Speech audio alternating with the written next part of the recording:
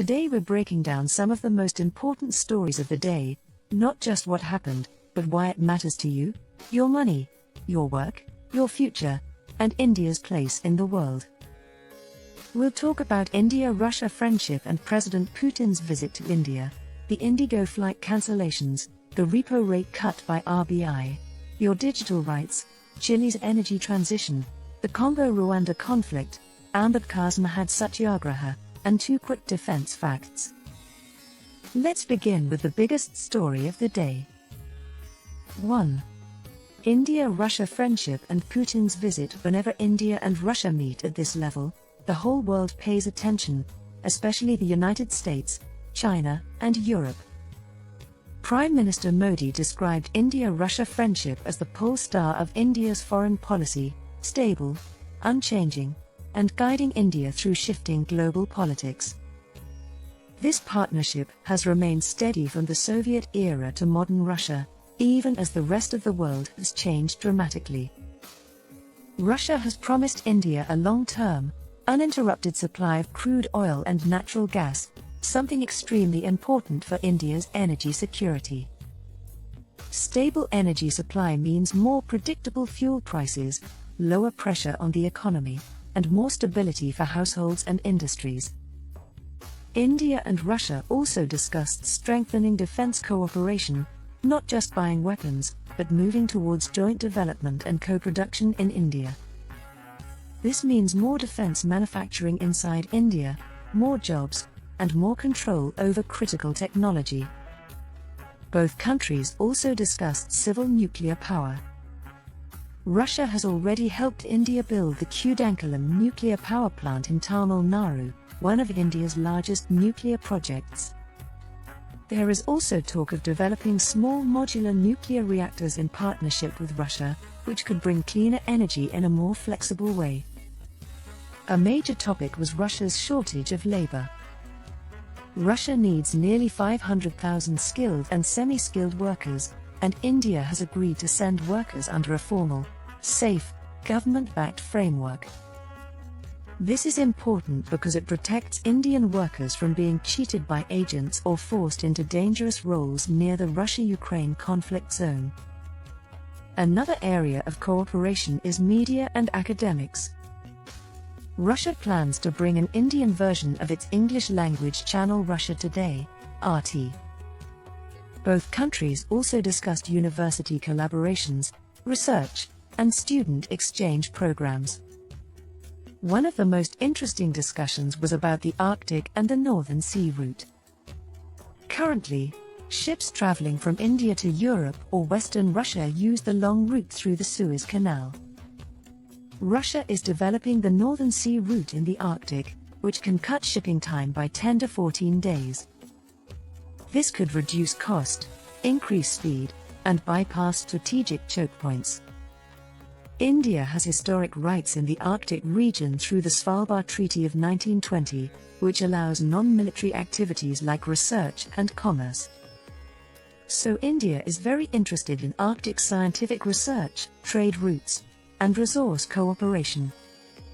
Both countries also want to reduce dependence on the US dollar and increase trade in rupees and rubles. This makes transactions faster, cheaper, and less vulnerable to sanctions. The earlier target was $100 billion of trade by 2030, but now both countries want to reach that much earlier. However, there are risks behind the friendship. Russia is becoming more dependent on China due to Western sanctions. This may affect how freely Russia can support India in the future, especially in issues involving China. Russia has also improved its relationship with Pakistan in recent years, adding another layer of complexity. If India faces a conflict with Pakistan, Russia may support India. But in a conflict with China, Russia would hesitate. Therefore, India must carefully balance its relationship with Russia while also maintaining strong ties with the United States. This balancing act is now at the center of India's foreign policy strategy. 2. IndiGo flight cancellations and aviation crisis. IndiGo cancelled more than 1,000 flights in a short period, creating chaos for passengers across the country. This wasn't a small operational issue. It affected thousands of people who had planned weddings, exams, interviews, medical appointments, and urgent travel. The official reason given by IndiGo was a shortage of crew and the new safety rules issued by DGCA about pilot working hours. These DGCA rules are called Flight Duty Time Limitations, or FDTL. They are designed to reduce pilot fatigue and improve flight safety. Pilot fatigue is a serious issue worldwide. When pilots are overworked, the chances of errors increase, and that can lead to accidents. The new rules limit the number of hours pilots and crew can work per day and per week. They also limit the number of night landings and require longer rest periods between flights. These rules were not a surprise. Airlines knew about them for months. However, according to many aviation experts, IndiGo did not hire enough new crew in advance to handle these changes. When the rules finally went into effect more strictly, IndiGo was not prepared and started cancelling large numbers of flights at once. This sudden cancellation wave created pressure on the DGCA itself, because passengers were furious and the aviation system was collapsing. As a result, the DGCA gave IndiGo temporary relaxation of some rules until February, especially around night duties. This made it look like IndiGo created a crisis to force the regulator to soften the rules. Passengers suffered the most from this situation. Flights booked months in advance were cancelled with very short notice. Refunds were not always complete. Convenience fees and other charges were often not returned. People had to book new flights at much higher prices, sometimes 2 to 4 times the original amount. Hotel bookings, taxi bookings, and personal schedules were all disrupted. IndiGo controls around 60% to 70% of the domestic aviation market, which is close to monopoly-level dominance. When a company this large cancels flights, the entire system gets affected. Other airlines immediately increase their fares due to higher demand. This situation becomes worse with dynamic pricing. Dynamic pricing means that as seats on a flight become fewer, the price of the remaining seats goes higher and higher. For example, the first set of seats may be priced at 3,000 rupees, but when fewer seats remain, the price can suddenly jump to 8,000 or even 12,000 rupees. The problem is that passengers have no transparency about how many seats are truly left. Airline booking apps show messages like only 3 seats left at this price, which creates pressure and panic among customers. The cost of flying the aircraft does not change suddenly, but the profit margins do. When a few players dominate the market, dynamic pricing becomes dynamic exploitation. The IndiGo crisis exposed how fragile India's aviation sector can be when one company controls such a large part of the market. In the long term, India needs more competition, stronger consumer protection rules, and a more transparent pricing system. There also needs to be an independent audit of why IndiGo cancelled so many flights at once, and whether it had planned properly for the DGCA regulations. However, given the influence of large companies and the history of weak enforcement, no major action is expected soon. Passengers will continue to suffer unless the system becomes more balanced and transparent. 3. RBI monetary policy, repo rate, reverse repo, and money supply. The economy works like a system where money behaves like water. If too much money flows everywhere, the system gets flooded. This is high inflation. If there is too little money, the system dries up. This is slow growth, unemployment, and recession-like conditions. The Reserve Bank of India controls this money tap using tools like the repo rate, reverse repo rate, and open market operations. The Monetary Policy Committee, or MPC, decides whether money should be made cheaper or more expensive. Their main goal is to maintain price stability while supporting economic growth. The repo rate is the interest rate at which RBI lends money to commercial banks like SBI, HDFC, ICICI, and others. Think of the RBI as a wholesaler of money, and banks as retail shops selling money to you in the form of loans. If the RBI increases the repo rate, banks get money at a higher cost. This results in banks raising the interest rates on loans. Higher interest rates make borrowing expensive, reducing loans for home purchases, cars, businesses, and personal needs. When fewer people borrow and spend, demand in the economy falls and inflation starts coming down. This is called contractionary monetary policy. On the other hand, if the RBI cuts the repo rate, banks get money cheaply.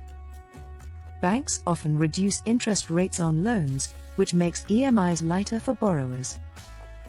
This encourages people to borrow more, businesses to expand, and demand to rise in the economy. Increased borrowing and spending boost economic growth. This is called expansionary monetary policy. Recently, the RBI reduced the repo rate by 25 basis points, or 0.25%. This signals that the RBI now wants to support growth because inflation is no longer the biggest concern. The reverse repo rate is the interest rate at which banks deposit their surplus money with the RBI. If the reverse repo rate is high, banks are encouraged to park more money with the RBI instead of giving loans to customers. This reduces the overall money supply in the economy. If the reverse repo rate is low, banks earn less by parking money with RBI. Then they prefer to lend money to customers, increasing money circulation. Repo and reverse repo generally move in the same direction, maintaining a balance in the system. Another major tool of RBI is open market operations, commonly called OMOs. Through OMOs, the RBI buys or sells government securities in the open market to control liquidity. If the RBI wants to reduce money supply and control inflation, it sells government securities. People and banks buy these securities and pay money to the RBI. This withdraws money from the market and reduces liquidity. On the other hand, if the RBI wants to increase money supply and support growth, it buys government securities from banks and the public. To buy these securities, the RBI pays money into the financial system. This adds liquidity, making it easier for banks to lend and for businesses to access credit. Recently, the RBI announced it would purchase 1 lakh crore rupees worth of government securities. This clearly shows the RBI wants to increase liquidity and support growth in the coming months. Government securities are bonds issued by the government when it needs money for its spending. People buy these bonds, lend money to the government, and receive interest in return. These bonds are safe, trusted, and widely used in RBI's monetary operations. By buying and selling these bonds, the RBI controls how much money is flowing in the economy at any point in time. This balance between growth and inflation is the central job of monetary policy. The recent decisions suggest that the RBI wants to avoid an economic slowdown and encourage more borrowing, investment and business activity. 4. Digital constitutionalism. Your rights in the digital world. Digital constitutionalism is a big phrase, but the idea behind it is simple. Your fundamental rights should be protected not only in the physical world, but also in the digital world. Our Constitution gives us rights like liberty, dignity, equality, freedom of speech, and the right to privacy. Earlier, we thought of these rights mainly in physical life, on the street, at home, in offices, in courts, and in public places. But today, a huge part of our life has shifted into apps, websites, online platforms, and digital systems. You talk to friends online, you watch videos online, You shop online, you do digital payments, your Aadhaar is linked everywhere, and your data is constantly being collected. This means your rights must also travel with you into the digital space. Digital constitutionalism says that constitutional values must apply to the digital world with the same force as the physical world. A major concern today is data privacy. Apps collect huge amounts of data: your location, your behavior, your preferences, your contacts, your browsing history, often without fully informing you. Terms and conditions are written in long, complex language that almost nobody reads. People click "I agree" because they want to use the app, not because they understand what they agree to. This means consent is not truly informed. Governments and companies are also creating massive databases of citizens' information. There are systems using facial recognition, CCTV networks, GPS tracking, biometric databases, algorithmic decision-making, and large-scale data analytics. These technologies can be useful, but they can also be misused. Without proper safeguards, digital systems can become tools for surveillance, tracking, and profiling citizens. For example, an algorithm could deny someone a government benefit without explanation. A platform could block someone's online speech without transparency. A digital system could mislabel someone as a threat due to faulty data or biased AI models. If these decisions happen without accountability, people lose their rights silently. Digital constitutionalism demands that digital systems should not have unchecked power. There must be transparency in how data is collected, stored, and used. People must know why a decision was made about them, whether by a human or by an algorithm. There must be the right to challenge a digital decision if it harms someone's rights. Data protection laws must be strong and must include independent oversight. Governments should not get broad exemptions that allow misuse in the name of national security without checks and balances. Big tech companies should not be allowed to collect unlimited data and use it without clear user understanding. Digital literacy is also essential, so people understand their rights and how digital systems work. In simple words, digital constitutionalism means that your rights should remain intact whether you are on the street or on the internet. A digital society cannot run on technology alone. It must also run on values, accountability, and justice. 5. Chile's energy transition and what India can learn. Climate change is no longer a theory, it is visible all around us. Extreme heat, unpredictable rains, floods in some regions, drought in others, all of these are becoming more frequent. A major reason behind this is our dependence on fossil fuels, especially coal.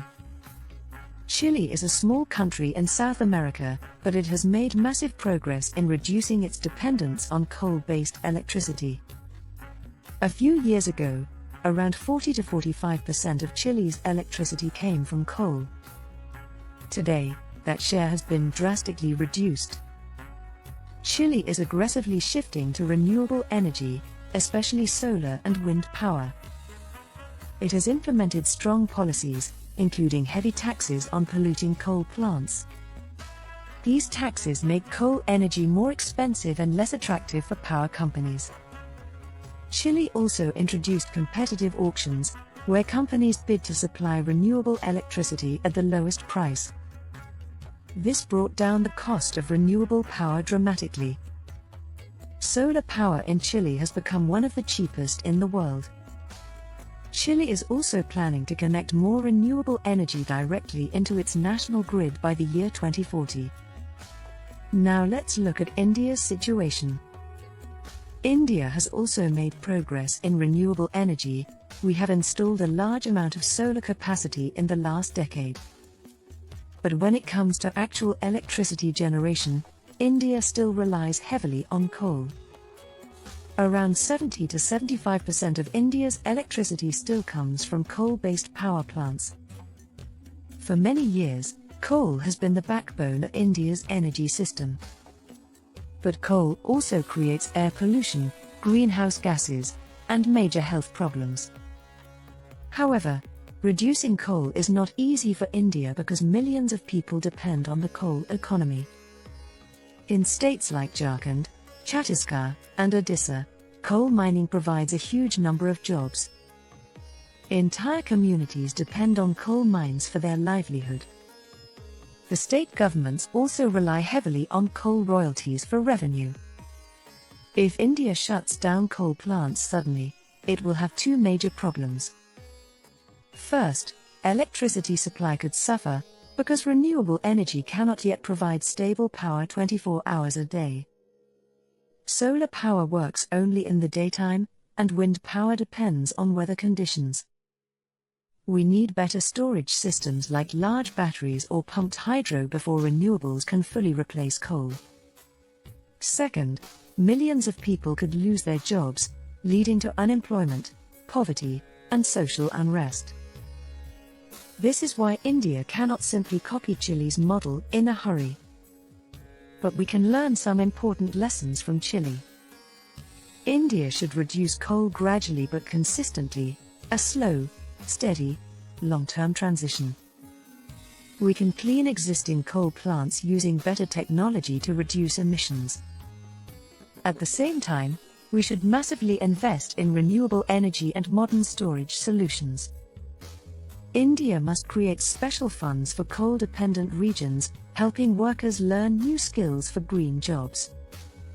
These could include jobs in solar plant maintenance, grid management, electric vehicle charging, and renewable manufacturing. We should also encourage industries to shift away from coal by changing tax structures and offering incentives for renewable adoption. India's energy transition cannot be rushed, but it also cannot be ignored. Climate change will not wait. Chile's example shows that strong policies, political will, and smart planning can make renewable energy the main source of power in the future. India needs a balanced approach, protecting both the environment and the livelihoods of millions of workers. A just transition is the key, where the shift to clean energy is fair, gradual, and people-centered. 6. Congo-Rwanda conflict and Trump's peace deal in Central Africa. Two neighboring countries, the Democratic Republic of Congo and Rwanda, have been locked in a long and violent conflict. This conflict is deeply linked to ethnic tensions, minerals, armed groups, and the tragic history of the 1994 genocide in Rwanda. The two main ethnic communities involved in this conflict are the Hutu and the Tutsi. In 1994, Rwanda experienced one of the worst genocides of modern history. Around 800,000 people, mostly Tutsis and some moderate Hutus, were killed by extremist Hutu militias in just about 100 days. After the genocide ended, many Hutu fighters fled from Rwanda into eastern Congo. Inside Congo, these fighters formed armed groups and continued their activities. Over time, a Tutsi-led rebel group called M23 also emerged in eastern Congo. Now the governments of both countries blame each other for supporting these rebel groups. Congo accuses Rwanda of giving weapons, ammunition, and financial support to the M23 rebel group. Rwanda denies this and says Congo is sheltering dangerous Hutu militants who were involved in the genocide and still pose a threat. This has created a situation where each country believes the other is helping groups that endanger their security. At the same time, eastern Congo is extremely rich in natural resources. The region has minerals like cobalt, coltan, gold, copper, and rare earth metals. Many of these minerals are essential for modern technologies, especially batteries, smartphones, electric vehicles, and renewable energy systems. Because of this, global powers also have an interest in the region. American, European, Chinese, and other multinational companies rely heavily on minerals from Congo. This international demand for minerals has added to the instability and violence in the region. Recently, former US President Donald Trump stepped in as a mediator. He helped broker a peace deal between Congo and Rwanda.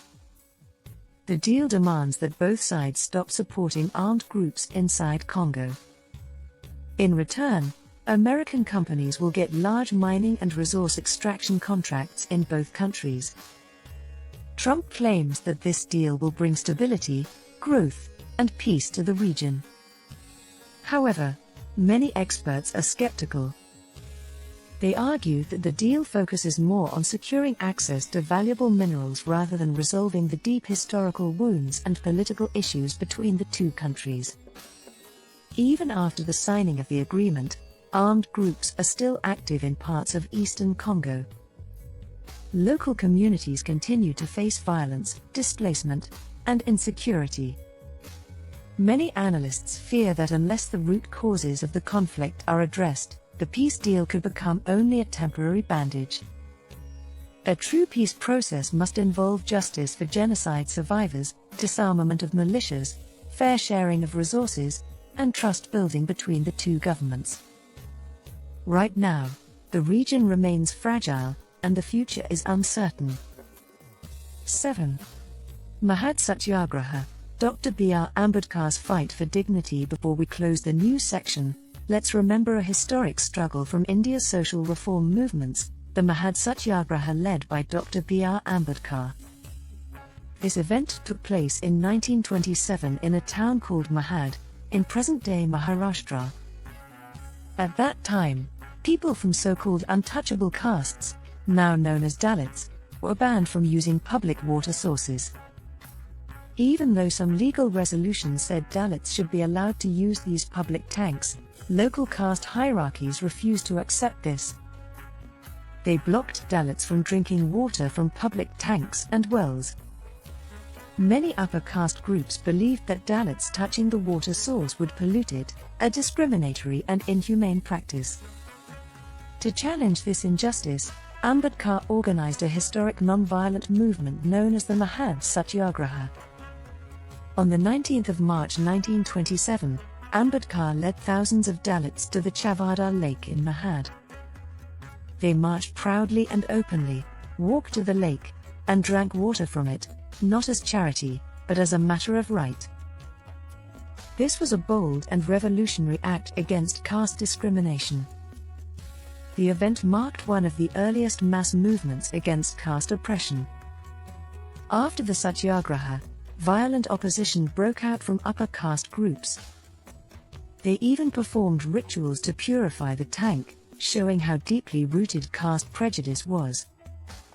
Ambedkar continued the movement and organized a second Satyagraha in December 1927. This time, the focus was not just water, but the broader fight for dignity, equality, and the right to access public spaces. During this movement, Ambedkar also burned copies of the Manusmriti, a text that justified caste-based discrimination. This act symbolized the rejection of oppressive social norms. Years later, in 1937, a court finally ruled that Dalits had every legal right to use the Chavada Lake. The Mahad Satyagraha is remembered today as a turning point in India's social reform journey. It wasn't just about water, it was about human dignity, equal citizenship, and the right to live with self-respect. Ambedkar's leadership in Mahad laid the foundation for larger movements that followed, eventually influencing India's constitution. For modern India, Mahad reminds us that rights we take for granted today were earned through courage, struggle, and sacrifice. The Satyagraha teaches that equality is never handed over freely, it is achieved when people stand up against injustice. 8. Quick defense facts. There are two similar-sounding military exercises that people often confuse. The first one is Exercise Garuda, which is an Air Force exercise between India and France. The second one is Exercise Garuda Shakti, which is a joint military exercise between India and Indonesia. The names sound similar, but the partner countries are completely different. These small facts are useful to know because they often appear in discussions, quizzes, and general conversations about defense cooperation. 9. Life thoughts and reflections. Now, let's end with some meaningful reflections that apply to everyone, whether you are a student, a working professional, or simply someone trying to understand the world better. The first idea is truth knows no color. Truth is universal. It doesn't change based on who you are, what ideology you follow, or which side you support. You can twist narratives or create noise, but truth eventually stands alone, unchanged. In personal life too, you can pretend things are okay, but reality always shows itself over time. The second thought is the supreme art of war is to subdue the enemy without fighting. Real strength is often quiet. If you prepare well, if you build your skills, if you become mentally strong, many problems disappear before they even reach you. Countries use diplomacy, economics, and technology to avoid war while still protecting their interests. In personal life, sometimes the best victory is staying calm and not getting dragged into unnecessary battles. The next idea is the best lessons are learned through bitter experiences. Failures, rejections, heartbreaks, and difficult times can hurt deeply. But they also teach us the lessons we never forget. They show us who truly stands with us, and they help us grow in ways comfort never can. Another reflection is muddy water is best cleared by leaving it alone. Sometimes, the more we react, argue, or stress about things, the worse they become. Some problems solve themselves with time, silence, and patience.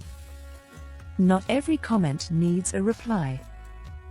Not every fight deserves your energy. Sometimes, stillness is the smartest move. Another thought is life is a journey, not a destination. If you keep postponing happiness until you achieve some big milestone, you may never feel satisfied. Life unfolds every day, in small wins, small moments, and small learnings. Enjoying the process is more important than obsessing over the final outcome. And finally, contentment is natural wealth, luxury is artificial poverty. Contentment doesn't mean you stop improving. It means you feel grateful for what you have while working calmly for what you want. If you only chase bigger cars, bigger phones, bigger lifestyles, you will keep feeling poor inside. True richness comes from peace, relationships, health, and a stable mind. Luxury without peace feels empty. Contentment without luxury still feels complete. 10. Final closing. So today, we covered India-Russia friendship and Putin's visit, IndiGo's flight chaos and how it impacts common people, RBI's repo rate decision and what it means for your loans, digital rights and why they matter, Chile's energy transition and India's coal challenge, the Congo-Rwanda conflict and Trump's mediation, Ambedkar's Mahad Satyagraha, defense facts, and meaningful reflections on life. If you are a student, this gives you clarity and understanding. If you are part of the general public, this helps you make sense of the news without confusion. Thank you for spending your time here. Keep learning, keep questioning, and keep growing. Today we're breaking